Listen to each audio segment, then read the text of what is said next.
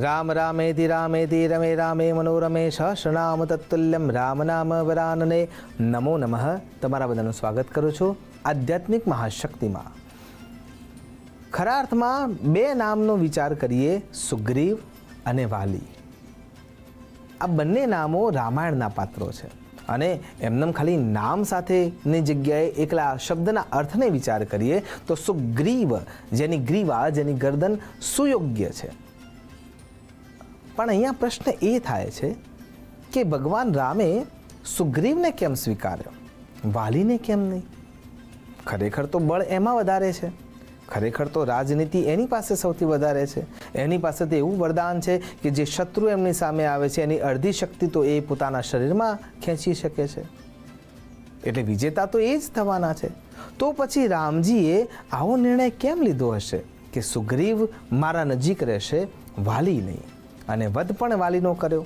તો ખરા અર્થમાં જ્યારે વિચાર કરીએ તો પહેલી વાર જ્યારે રામજી સુગ્રીવને મળે છે ત્યારે સુગ્રીવને અચાનક સ્મશાન વૈરાગ્ય જાગૃત થઈ જાય છે. એના મનના વિકારો ત્યાં શાંત થઈ જાય છે અને ઉપરથી એ સમયે વાલીને એ બિરદાવે છે કેમ કે રામ એને મળ્યા છે. એના મનમાં જે શત્રુતાનો ભાવ હતો એ દૂર થઈ ગયો છે. એવું પ્રાર્થના પણ કરે છે અને શબ્દોથી વર્ણિત પણ કરે છે કે જો વાલીએ મને દર દર ભટકતો ના કર્યો હોત તો મને રામ ના મળત. એટલા માટે રામ સુગ્રીવ એવું સ્પષ્ટ રૂપે કહે છે કે મારો કોઈ શત્રુ રહ્યો નથી. હે રામ, મારો હવે કોઈ શત્રુ રહ્યો નથી. અને એ વખતે આ સ્મશાન વૈરાગ્ય જોઈને રામ વચનબદ્ધ હોવાના કારણે એમ કહે છે કે છતાંય તારે કંઈ જ નથી જોઈતું એવું હું સમજું છું, પણ તને તારું રાજ્ય પાછું મળશે. કેમ? કેમ કે અગ્નિદત્ત, વિષદત્ત, નર, ક્ષેત્રહાર, ધનહાર જે આ 6 પ્રકારના કામ કરી રહ્યો છે અથવા 6માંથી એક પણ પ્રકારનું કામ કરી રહ્યો હોય એ આતતાયી છે. અને રામ સબ પર રામ તપસ્વી રાજા, એ તપસ્વી રાજા છે. એટલે પોતાની પ્રજામાં કોઈ અયોગ્ય વ્યક્તિ હોય તો એને દંડ આપવો એ પ્રભુનો અધિકાર છે.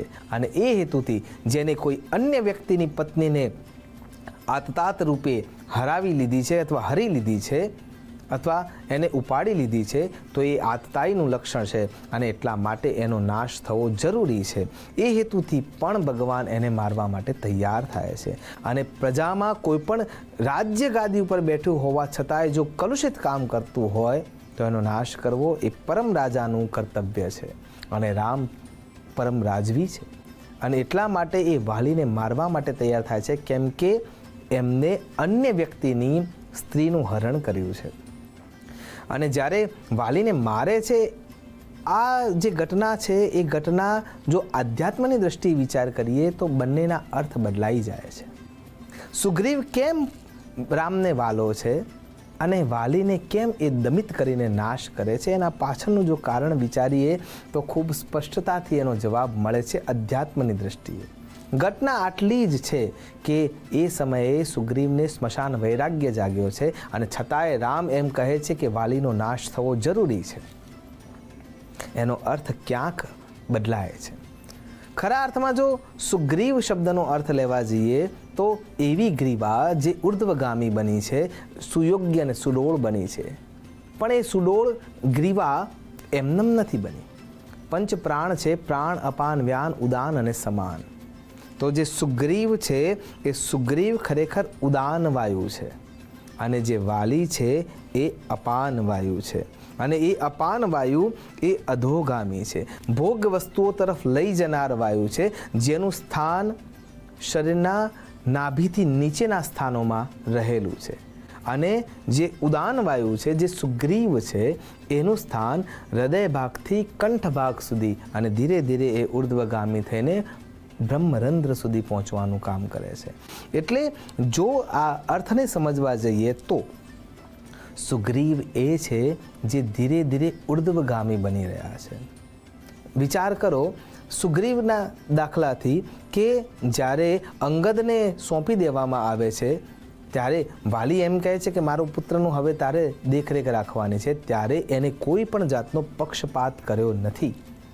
એ સુગ્રીવ છે અને એ જ જગ્યાએ વાલીએ એ પક્ષપાત રાખ્યો હતો.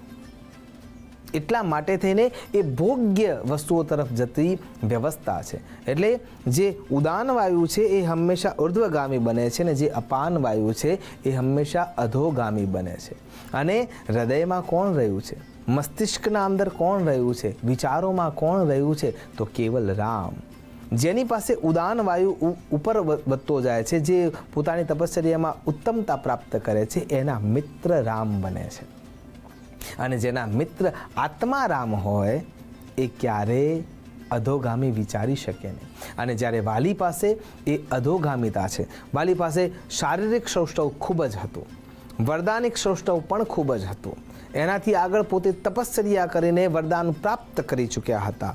એના સાથે એ ભોગ વિલાસમાં એટલા ડૂબેલા હતા કે એમનાથી ઉપર એ કોઈ વ્યક્તિને જોતા નહોતા. તો વિચાર કરો કે સુગ્રીવ અને વાલીમાં ફરક આ પડી જાય છે. અને એટલા માટે વાલીનો દમન થાય છે, કેમ કે અપાન અધોગામિતાને પહોંચે છે અને ઉદાન સુગ્રીવ છે એ ધીરે ધીરે ધીરે ઉર્ધ્વગામિતાને પ્રાપ્ત કરે છે. અને એટલે હૃદયમાં રહેલો, વિચારોમાં રહેલો, આત્મામાં રોમે રોમમાં રહેલો જે આત્મારામ છે એના સાથે જ સુગ્રીવ એટલે કે ઉદાન વાયુની મિત્રતા થાય છે. અને જ્યારે એ રાવણ સાથે યુદ્ધ કરે છે ત્યારે પણ આ જ અવસ્થા જોવા મળે છે કે બીજાને દુઃખ પહોંચાડ્યું છે એટલા માટે હું તને હરાવવા માટે તૈયાર છું. જે પરમ શક્તિ એ વખતની હતી રાવણ, એના સાથે યુદ્ધ કરવા માટે તૈયાર છે, કેમ કે વિચારોની ઉન્મુક્તતા ત્યાં પ્રાપ્ત થઈ છે. એટલા માટે એ રાવણ સાથે લડવા માટે પણ તૈયાર છે. હવે વિચાર કરો, જે ઉદાન વાયુ પ્રબળ થઈ રહ્યું છે તો હનુમાનજી પણ મિત્ર બને છે. એટલે કે જે ગુરુપદ પર આપણે બેસાડીશું, એ ઉદાન વાયુને વધારે ઉર્ધ્વગામી કરાવીશું તો સેવા, પ્રગલ્ભતા અને ખરા અર્થમાં ઈશ્વરનું સાનિધ્ય, આ બંને વ્યવસ્થામાં કોઈ માર્ગદ્રષ્ટા મળે છે જેને આપણે ગુરુપદ આપીએ છીએ, એટલે કે હનુમાનજી મહારાજ. અને ત્યારબાદ રામ જે પરમ તત્વ છે એ પરમ તત્વ મળી શકે છે. તો સુગ્રીવના નામનો અર્થ એ જ થાય છે કે ઉર્ધ્વગામી વિચારો સાથે તપશ્ચિત થયેલું મન, અને જેના મિત્ર રામ છે, આત્મા રામ છે, એ જ ખરા અર્થમાં સુગ્રીવ બની શકે છે. તો અહીંયા સમજવાનું એટલું જ થાય છે કે અપાન વાયુને આપણે દબાવીએ, આપણા ભોગ વૃત્તિને સંયમિત કરીએ, ધીરે ધીરે એમાંથી નાભી કમળથી ઉર્ધ્વગામી બનીએ, ઉત્તમતાને પ્રાપ્ત કરીએ, આપણા તપશ્ચર્યાને વધારવાનું કાર્ય કરીએ અને ઉત્તમતાથી બ્રહ્મરંધ્ર સુધી પહોંચવા માટે આત્મારામની મિત્રતા કરીએ. આમ કરશો તો અવશ્ય આધ્યાત્મિક ઉન્નતિ થશે. આશા કે ભગવાન આપણને એ ઉત્તમતા આપવાવાળા બને અને આપણા માર્ગને હનુમાનજી જેમ પ્રશસ્ત કરી રહ્યા હતા સુગ્રીવના માર્ગને, એમ કોઈ સદગુરુ આપણને પ્રશસ્ત કરે. નમો નમઃ. અસ્તુ સદા શિવોહમ.